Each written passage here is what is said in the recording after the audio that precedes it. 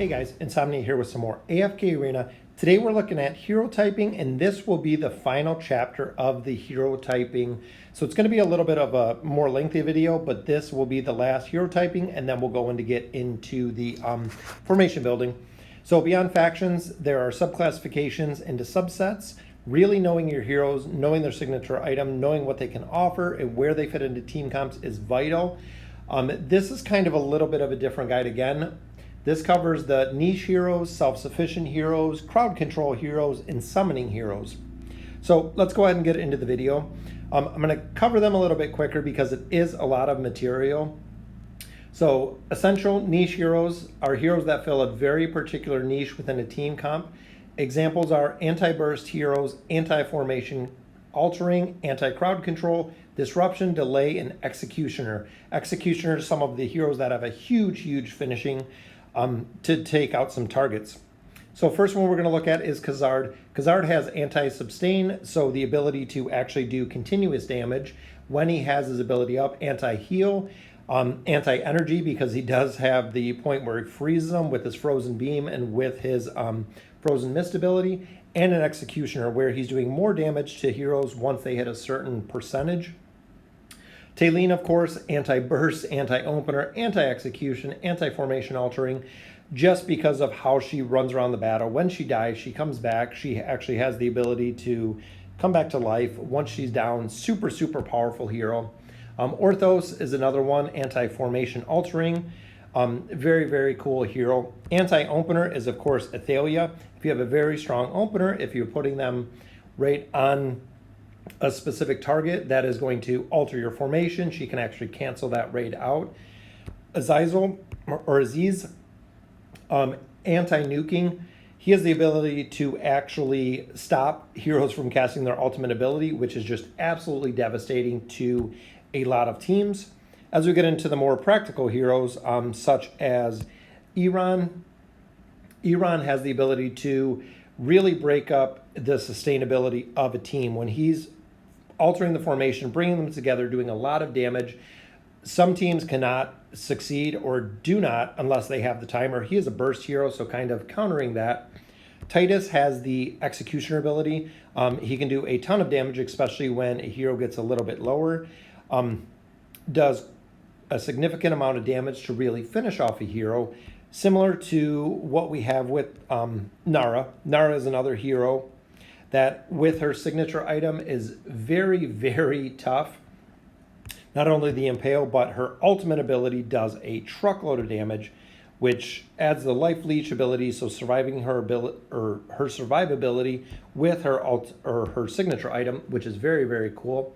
Falks, of course, when you're looking at sustain or scaling heroes, when he's locking a hero away in the confine for 9 seconds, can really disrupt the team, can really make it difficult to actually scale.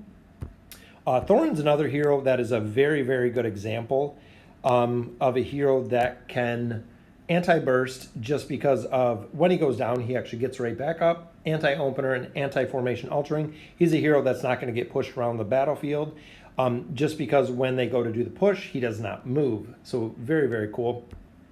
Another one right along those lines are Thorin, anti-executioner through the summons. So once he gets his skeletal minions up, which are these little guys here, skeletal warriors, you'll actually see a lot of heroes such as Belinda that will ult on the summons, which is very cool. I mean, if you have an enemy team where an ult is going to take down your team, she turns around, she ults on one of the summon heroes, whether it's warriors, whether it's totems, whether it's Baiden's minions, and they actually ult on them versus your team. Very cool, depending on who you're fighting. Warwick is another hero that does a significant job at anti-wilders, so he actually does a lot of damage throwing around teams.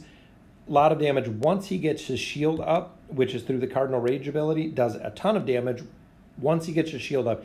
It's just getting him to that point to actually be able to be successful, having all of those stacks up. Gorvo's another one, and Gorvo is really good at breaking up the sustainability teams just because of his multiple stuns. So when he goes here, stun duration is increased to 2.5 seconds.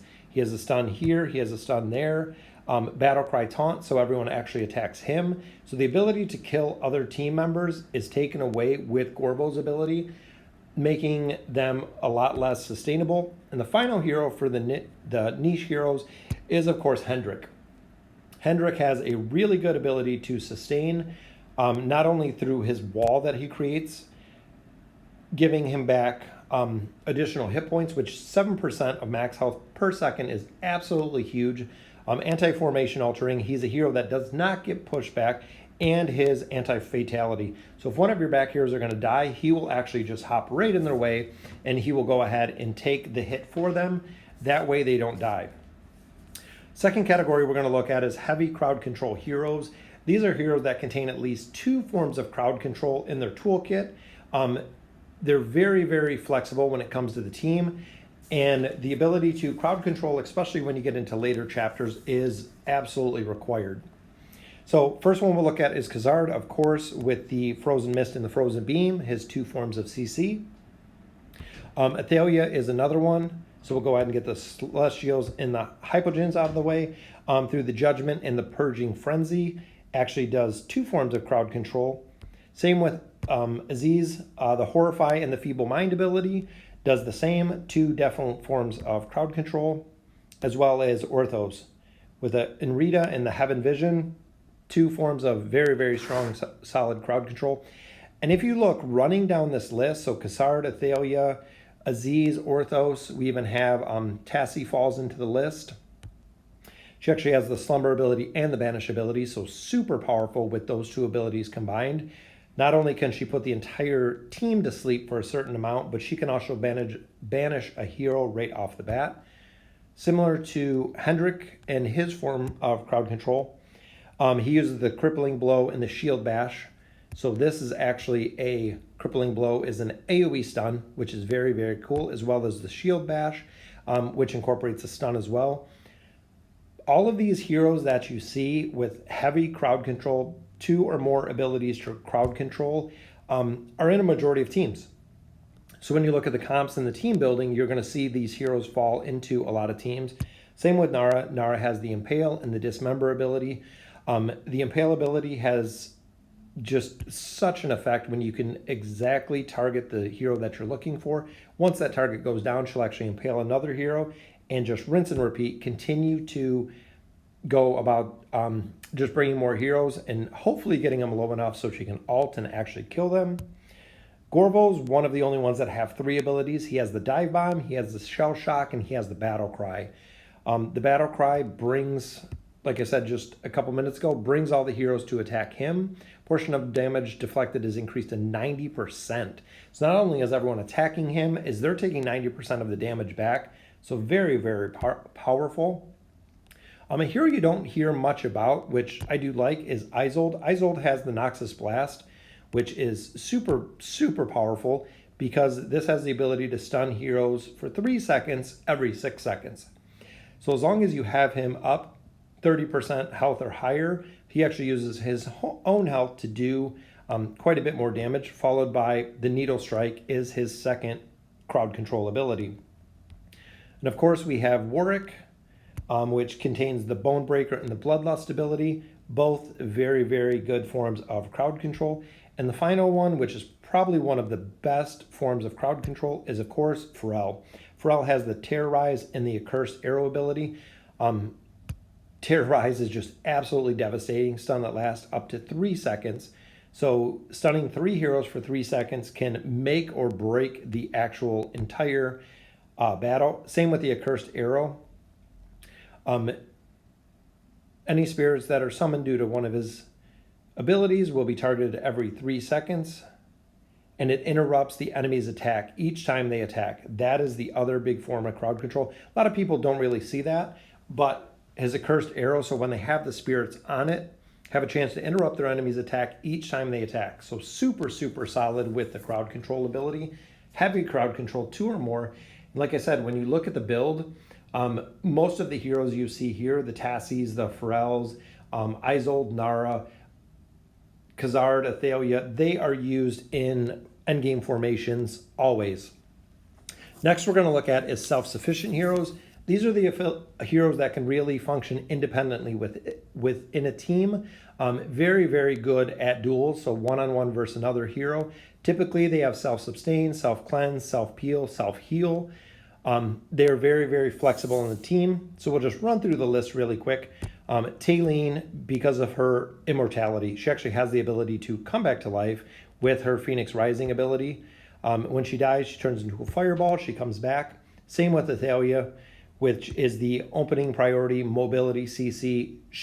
Her toolkit has a very, very high mobility, which is only strengthened by the signature item and adding the bleed effect.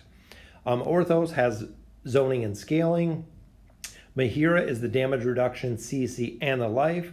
Tassie has the evasion and the CC, so making her very, very self-sufficient. Some of the other ones that we'll touch on are Almas. Almas has healing, shielding, and scaling, which health regen, CC, cleanse, and shields. Almas all around is a very, very solid tank, especially with the rework. Level 30, after using the Deep Roots ability, cast Forest Oath, which is a shield on 3 allies, and weakest ally also receives this effect. So he has Life Torrent too. Very, very powerful hero. Thorn is another one that has the resurrection ability. So when he dies, actually gets back up. Damage reduction, cleanse. Same with Grezel. Grezel with his summons, with his signature item.